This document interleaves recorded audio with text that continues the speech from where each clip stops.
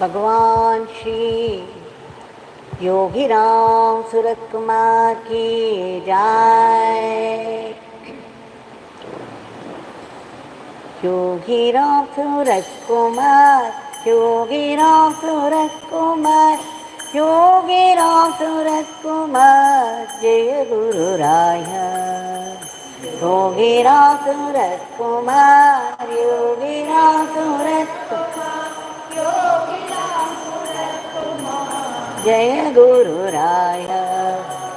Yogi Ram Surat Kumar, Yogi Ram Surat Kumar, Yogi Ram Surat Kumar, Jai Guru Raya.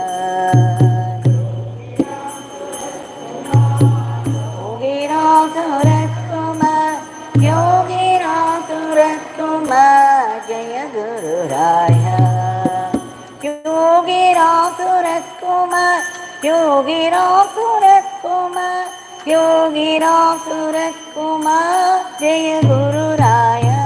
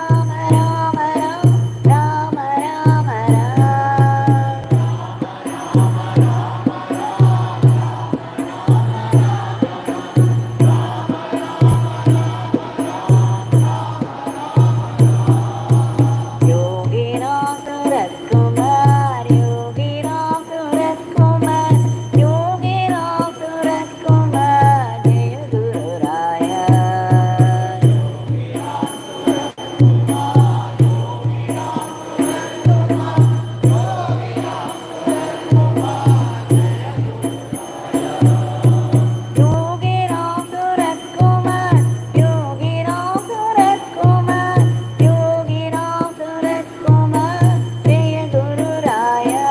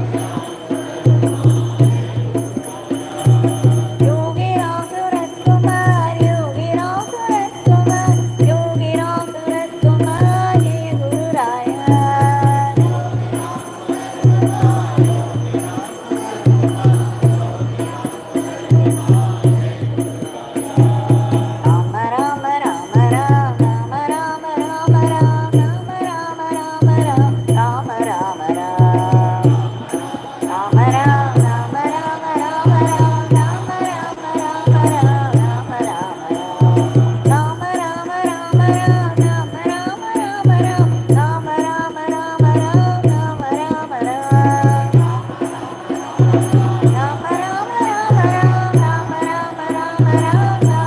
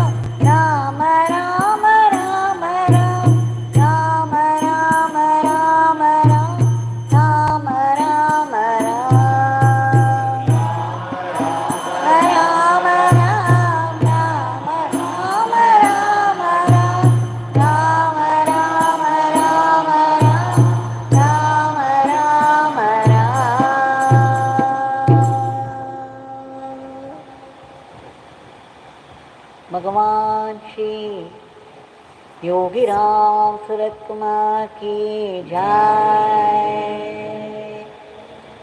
Sarvam Yogi Ramsuratkumar Arpanamas.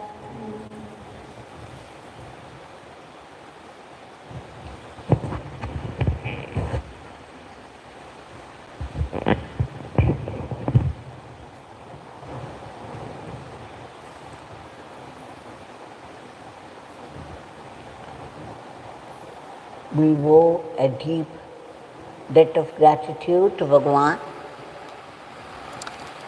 for this great fortune of singing his powerful, auspicious, precious Nama together in his powerful shrine.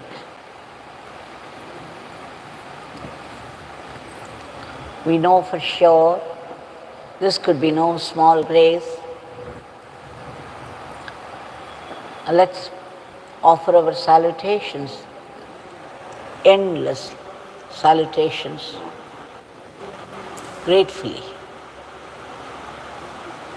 Now we have been going through some of his sayings which are very useful to our sadhana. Let us gallop through some of them. The first one we started with reducing the desires. The lesser the desire, the lesser will be the expectation. And lesser the expectation, more is the happiness. So let us learn to live with few needs and be contented with it. Bhagwan said, contentment is the greatest virtue, divine virtue. And it is he who is contented in life is the most powerful, rich man. Because he is able to say, I lack nothing in this life. He said, contentment is true happiness. We already have many, many blessings from him. And let us celebrate these blessings and be grateful to Bhagwan so that we get more blessings. And then Bhagwan said, the account that we keep of our life is false account. There is a Devata, Chitragupta. There is an invisible cosmic register where a qualified God keeps everybody's account, every creature's account, starting from the worm, starting from the stone. And that account would be the true account of our lives. So he said, beware. See that you do not harm anybody, even by simplest action or by words. Try to do good to others. If not, at least do not do any harm, either by words or by actions. Knowing that every word that you utter will come back to you one day, be it a good word or bad word. And then Bhagwan said, people pray to this beggar, chant his name, and then when this beggar blesses them, and there is a fulfillment of their prayer, they feel so happy, they praise this beggar to the skies and celebrate his grace. But sometimes Father does it differently. Sometimes the effect may not be immediate. It may take some time, or it may be negative also. They do not know that everything that this beggar does is a pure blessing. If there is a failure of what they expect, they start abusing this beggar. They do not understand that this very failure is a great blessing for them. That whatever happens, happens only for the greater good of people.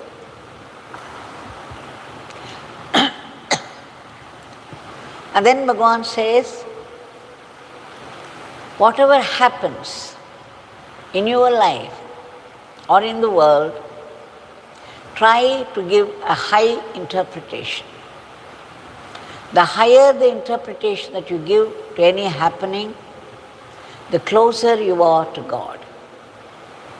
And reversely, the closer you are to God, the higher would be your interpretation of things that happen. Which means we have to keep ourselves connected with God so that we get only lofty thoughts.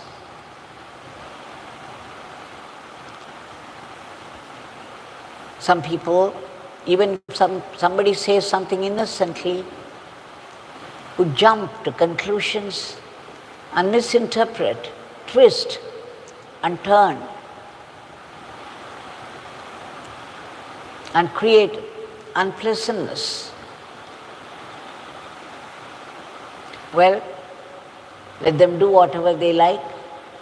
Bhagwan says, when you do service to the Guru or God, some people would come and praise you, some people would come and abuse you.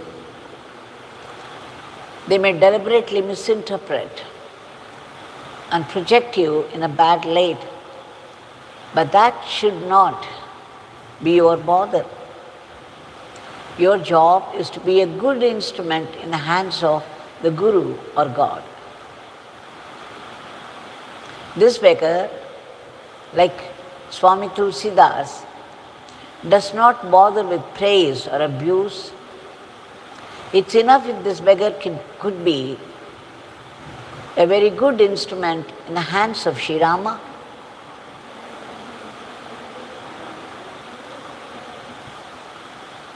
And then we shall see one or two glimpses how he interprets, how he comments on certain things.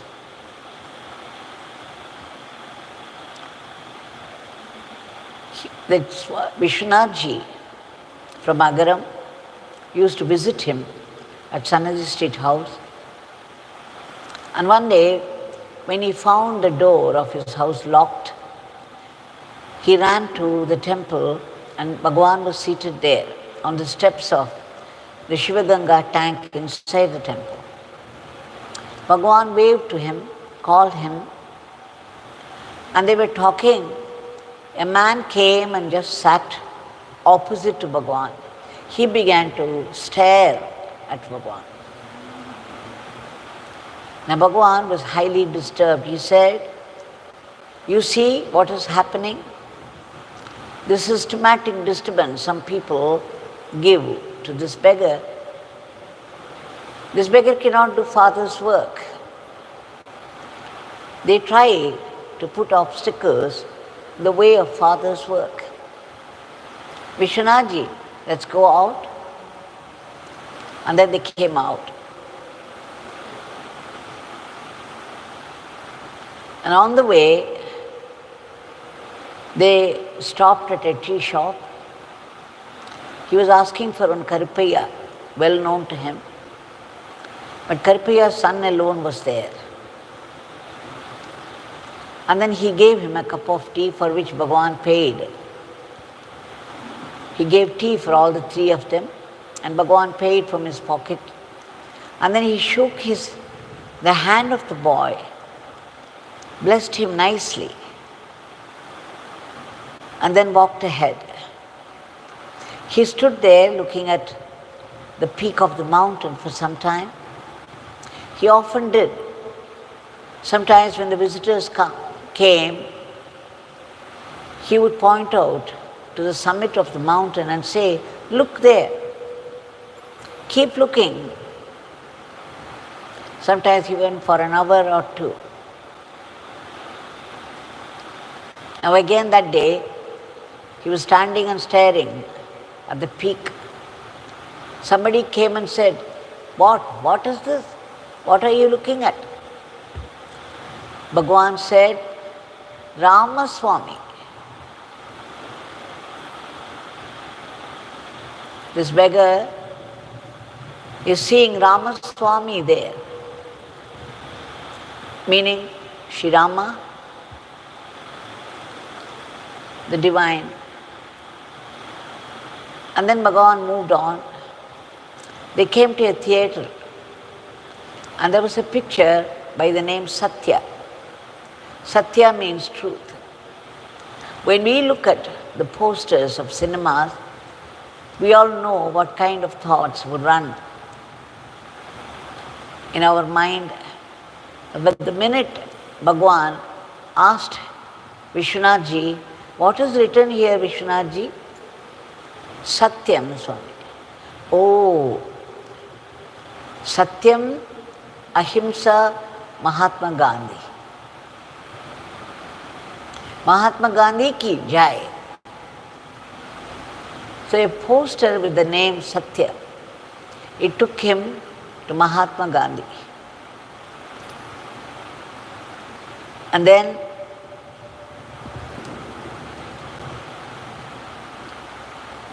we saw some other glimpses yesterday. Now let us shift it to another scene. A man came from Shivakasi and put 36 rupees at the feet of Bhagwan. Bhagwan immediately took it, counted, and it was 36 rupees. Then he said, "Oh, this devotee has given this beggar 36 rupees. At the time Agaram Jayaraman was near him. He called Jayarama, "Will you please bring a paper and a pen?" Agaram Jayaraman had just come there and he started to search in his bag for a pen and paper, and it took some time. And Bhagwan said, "What, Jayarama? Don't you know this beggar would ask for such things? Don't you know how precious the time of this beggar? This beggar is doing Father's work. Time is precious. You should not make this beggar wait." And of course, finally he got it. And then he wrote this number 36.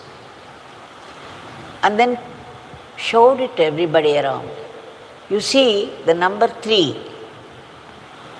the loose ends of number 3 is outward. The loose ends of number 6, it turned outside.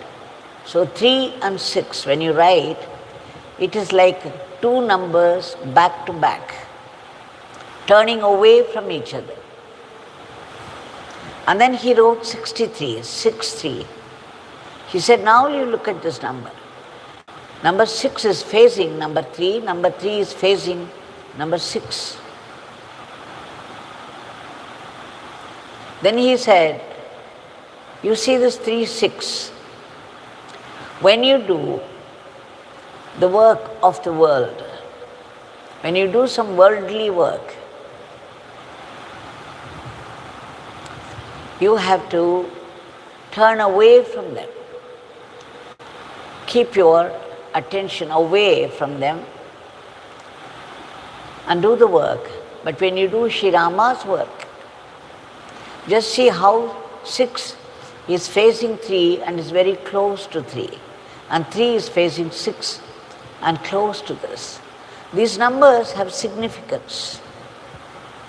So number 60 tells you when you do Father's work, Sri Rama's work, you are facing God all the time and you are very close to God. People were stunned.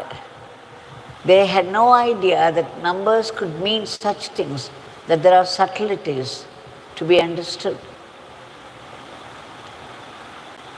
So when he saw some 36 rupees, somebody submitting to him, he was giving this interpretation. When you do the worldly work, you do it but turn away from it. When you do Sri Rama's work, Father's work, you face God and be close to Him and do the work.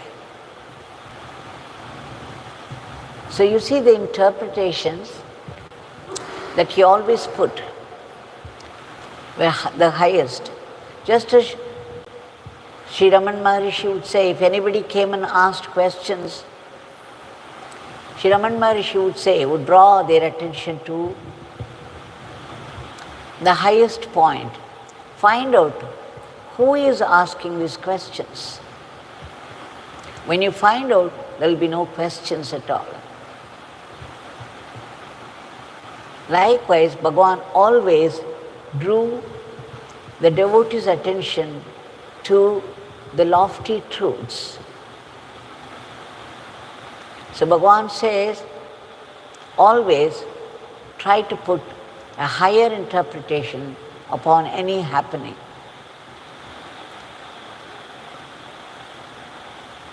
And be close to God.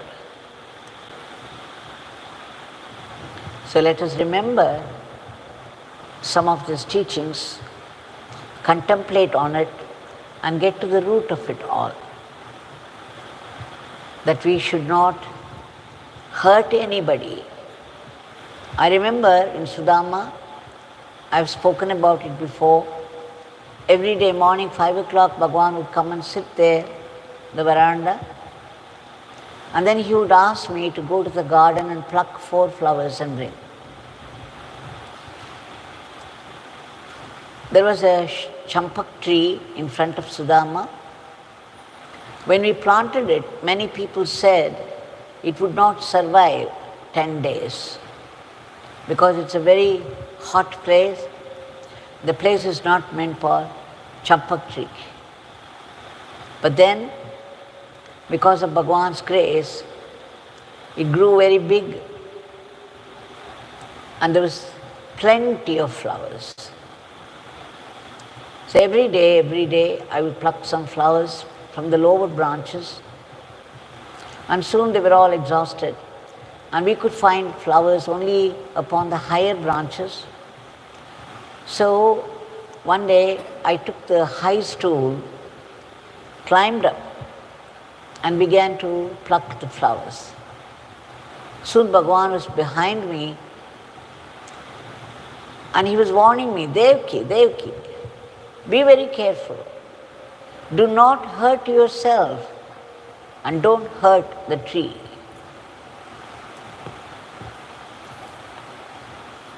When he said it with such force and vibration that I just stood there transfixed. For a moment I could not do anything, and what he said sank in me deeply. And suddenly the meaning of it flashed. That whenever we attempt at any work, we must see that we do not hurt anybody in the process. Nor should we be hurt by anybody. Meaning, even if anyone abuses you, you don't get hurt. You be careful not to get hurt. And nor should you retort in turn and hurt the others. Because often we find ourselves in situations while in seva, either hurting people or getting hurt. It is so common. So we should remember what Bhagwan says, that when you are in the seva of God or Guru, you should see that you do only good to others. If not, at least do not harm anybody, even by the simplest actions or words.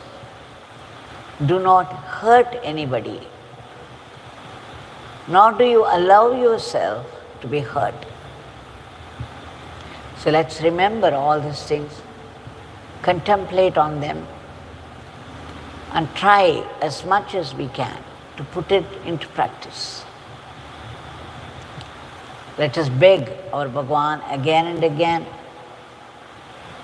for the uproot of all the negativities of the mind, all the viruses of the body and the mind.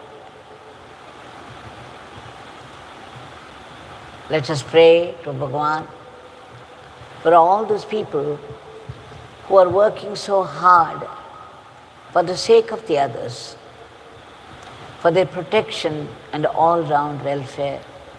Let us beg again for a boost to our economy, and let us seek His blessings for constant remembrance of His precious name. His name is our wish-fulfilling tree. And Bhagwan had often said, do not forget the Nama. The Nama will begin to run your life. It will do everything for you. In fact, when you chant the name, you don't have to pray separately. Nama is super conscious. Nama knows what is running in your mind. Nama knows your prayers, your feelings. And Nama will do everything for you. Why? Nama is Nami himself. Nama is a supreme consciousness. So it is conscious of everything that you think and do. So let us pray to Him again and again for constant, ceaseless remembrance of His name. And let's appeal again and again for His blessings to be good instrument in His hands, not in the instruments in the hands of Maya, so that we could run our everyday life as an offering to Him. And finally, let us seek that supreme blessing, the ultimate grace for complete purification of the mind, so that we could see only His presence, His vibrant presence, everywhere, in everything. Only His Leelas, in all happenings of life, in all happenings of the world. Let us learn to see, let us prepare our mind to see, even in the worst sufferings of life, His hidden grace, the grace in disguise for our spiritual growth. Let us pray to Him again and again for that eternal living in the eternal entity. Jai Yogi Ramsuratkumar.